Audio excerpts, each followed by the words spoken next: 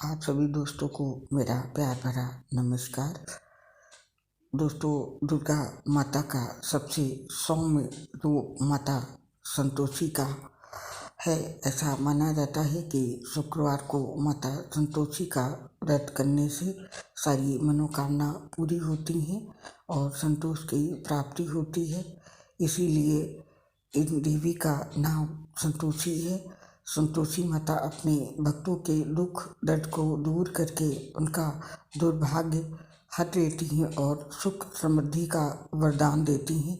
कहते हैं कि यदि 16 शुक्रवार तक माँ का व्रत पूजन किया जाए तो भक्तों के सारे कष्ट दूर हो जाते हैं।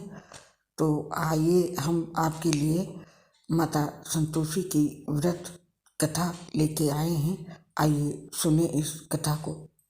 बोलो संतोषी माता की जय। एक बूढ़ी औरत थी जिसके 7 बेटे थे। इसमें से 6 बेटे बहुत मेहनती थे और एक बेटा जो सभी भाइयों में सबसे छोटा था वो आलसी था और कुछ भी नहीं कमाता था। जब वो बूढ़ी औरत खाना बनाती थी तो अपने 6 बेटों को अच्छे से खाना खिलाती थी और निकम्मे बेटे को सभी भाइयों की जूठन वाला खाना परोस देती थी। सबसे छोटा बेटा बहुत भोला था और इस बात से अनजान भी था। एक दिन सबसे छोटे बेटे ने अपनी पत्नी से कहा, देखो मेरी माँ मुझे कितना प्यार करती है। इस पर उसकी पत्नी व्यंग करते हुए बोली, हाँ क्यों नहीं, रोज सभी की जूठन जो परोस कर दे देती है। इस बात को सुनकर उस बेटे ने कहा कि ऐसा कैसे हो सकता है, जब तक मैं स्वयं अपनी आँखों से नहीं देख लेता तुम्हारी इस बात पर विश्वास नहीं करूँगा। तब पत्नी ने कहा, स्वयं देखने के बाद तो विश्वास करेंगे ना। कुछ दिनों बाद एक त्योहार आया और घर में विभिन्न प्रकार के व्यंजन और लड्डू आदि बनाए गए। अपनी पत्नी द्वारा कही गई बात की सच्चाई को परखने के लिए सबसे छोटा बेटा तबीयत खराब होने का बहाना करके रसोई में गया और वहीं जमीन पर लेट गया और मुंह पर एक पतला कपड़ा ढक लिया ताकि वो सब देख सके। सभी भाई रसोई में भोजन ग्रहण करने आए। उसकी माँ ने सभी 6 भाइयों को लड्डू और अन्य व्यंजन बहुत ही प्रेम पूर्वक परोसे और जब उन सभी ने भोजन कर लिया और वे चले गए तब उन 6 भाइयों की थाली में से बचे हुए भोजन को इकट्ठा करके माँ ने सबसे छोटे बेटी की थाली परोसी और लड्डू का जो भाग बचा था उन्हें मिलाकर एक लड्डू बनाकर छोटे बेटे की थाली में रख दिया। छोटा बेटा इस पूरे क्रियाकलाप पर नज़र रखे हुए था। इसके बाद उसकी माँ ने उसे आवाज़ लगाई कि बेटी उठ जाओ, तुम्हारे सारे भाई भोजन करके चले गए हैं, तुम कब भोजन करोगे, उठो और भोजन ग्रहण कर लो। तब वो उठा और बोला कि माँ, तुम मुझे सबकी जूठन परोसती हो, मुझे इस प्रकार का भोजन नहीं करना है, मैं घर छोड़कर जा रहा हूँ। तब उसकी माँ ने भी कह दिया कि ठीक है, यदि जाते हो तो जाओ और अगर कल जाते हो तो आज ही चले जाओ। माँ के मुँह से इस प्रकार के कटु वचन सुनकर बेटा बोला कि हाँ, मैं आज ही जा रहा हूँ और अब कुछ बनकर ही घर लौटूंगा। और ये कहकर वो घर से जाने वाला ही था कि तभी उसे अपनी पत्नी का स्मरण हुआ। उसकी पत्नी गायों के तबेले में गोबर से कंडे बना रही थी। वो तबेले में गया और अपनी पत्नी से बोला, मैं कुछ समय के लिए दूसरे देश जा रहा हूँ, तुम यहीं रहो और अपने कर्तव्यों का पालन करो, मैं कुछ समय बाद धन कमाकर वापस लौट आऊँगा।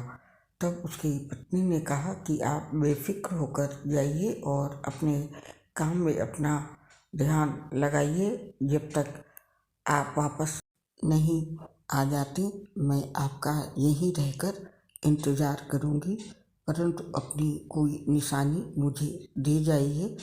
जब तक उसने कहा कि मेरे पास तो कुछ भी नहीं है सिवाय इस अंगूठी के, तुम इसे मेरी निशानी के रूप में रख लो और अपनी भी कोई निशानी मुझे दो। तब उसकी पत्नी ने कहा कि मेरे पास तो कुछ भी नहीं है। तब उसके हाथ गोबर में भरे हुए थे। उसने अपनी पति की कमीज के पेट पर अपने गोबर से भरे हाथ की छाप छोड़ दी और कहा कि यही मैं निशानी के तौर पर आपको देती हूँ। इसके बाद छोटा बेटा दूसरे देश धन कमाने के उद्देश्य से चला गया। चलते चलते वो बहुत दूर तक आ गया। तब उसे एक बहुत बड़े व्यापारी की दुकान दिखाई दी। वह उस दुकान पर बैठ गया और बोला कि सेठ जी, मुझे आप अपने यहाँ काम पर रख लीजिए। उस समय सेठ को भी एक आदमी की आवश्यकता थी।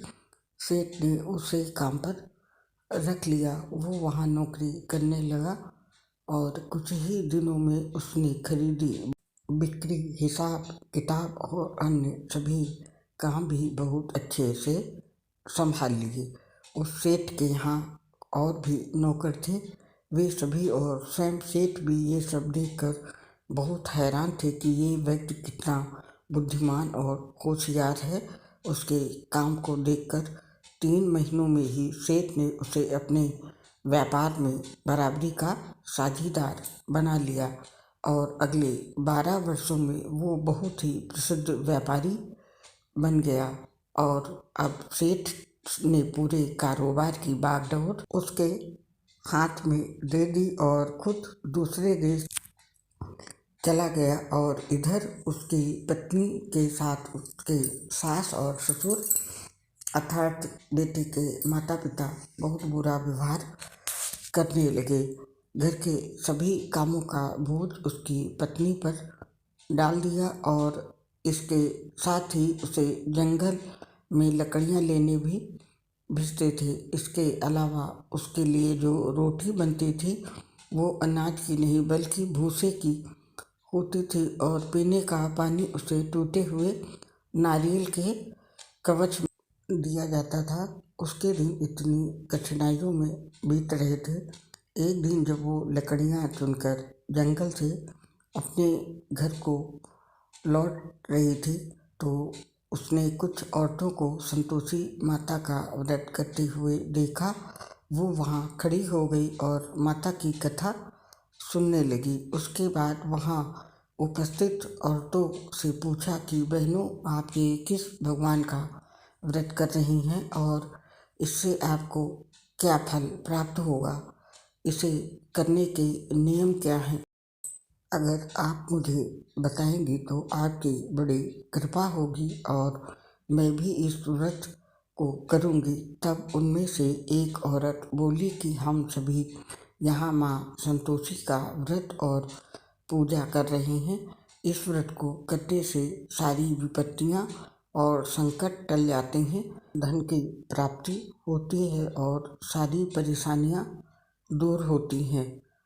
स्त्रियों ने उसे बताया कि शुक्रवार को स्नान करने के बाद एक लोटे में शुद्ध जल ले और गुड़ चने का प्रसाद लेना तथा सच्चे मन से माँ का पूजन करना चाहिए। खटाई भूल कर भी मत खाना और न ही किसी को देना।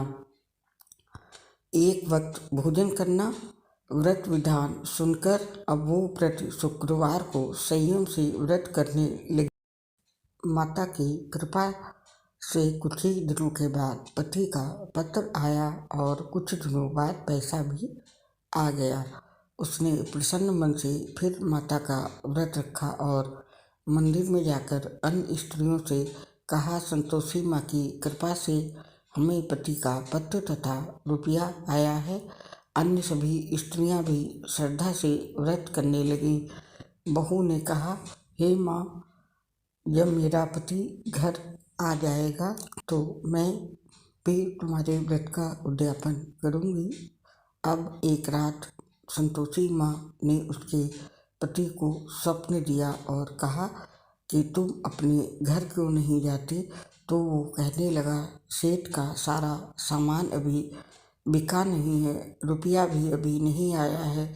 उसने सेठ को स्वप्न की सारी बात कही तथा घर जाने की इजाज़त मांगी, लेकिन पर सेठ ने मना कर दिया। माँ की कृपा से कई व्यापारी आए, सोना चांदी तथा अन्य सामान खरीद कर ले गए। कर्जदार भी धन लौटा गए। तब साहूकार ने उसे घर जाने की इजाज़त दे दी। घर जाकर पुत्र ने अपनी माँ व पत्नी को बहुत सारे रुपए दिए। पत्नी ने कहा कि मुझे संतोषी माता के व्रत का उद्यापन करना है। उसने सभी को न्योता दे दिया। उद्यापन की सारी तैयारी की। पड़ोस की एक स्त्री उसे सुखी देखकर ईर्ष्या करने लगी थी। उसने अपने बच्चों को सिखाया कि तुम भोजन के समय खटाई जरूर मांगना। उद्यापन के समय खाना खाते खाते बच्चे खटाई मांगने लगे तो बहू ने पैसा देकर उन्हें बहलाया। बच्चे दुकान से उन पैसों की इमली खटाई खरीदकर खाने लगे। ऐसा होने पर बहू पर संतोषी माता क्रोधित हुई। नगर के राजा के दूत उसके पति को पकड़कर ले जाने लगे। बहू की स्थिति पुनः वैसी ही हो गई। तब उसने माता के मंदिर में जाकर पूछा कि माँ, मेरे साथ ऐसा क्यों हो रहा है। तब माँ ने कहा कि उद्यापन में बच्चों ने पैसों की इमली खटाई खाई है, जिसका परिणाम तुम्हें भुगतना पड़ रहा है। फिर बहू ने पुनः व्रत के उद्यापन का संकल्प किया। सभी मनोकामनाओं की पूर्ति के लिए पूर्ति संकल्प के बाद वो मंदिर से निकली तो राह में पति आता दिखाई दिया। पति बोला कि जो इतना धन कमाया था, राजा के पास उसका कर्ज चुकाने गया था। तब वो बोली कि अब चलो घर चलते हैं। फिर अगले शुक्रवार को उसने विधिवत व्रत का उद्यापन किया। उसने संतोषी माँ प्रसन्न हुई। 9 माह बाद दंपति को सुंदर पुत्र की प्राप्ति हुई।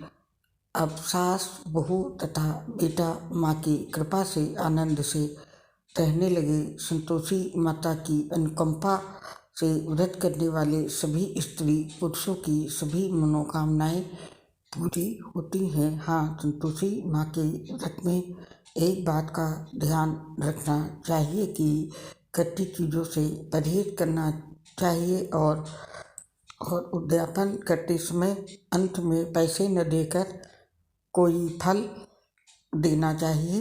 बोलो संतोषी माता की जय। आप सभी ने अपना समय निकाला, इसके लिए आप सभी का हृदय से बहुत बहुत धन्यवाद। प्रेम पूर्वक नमस्कार।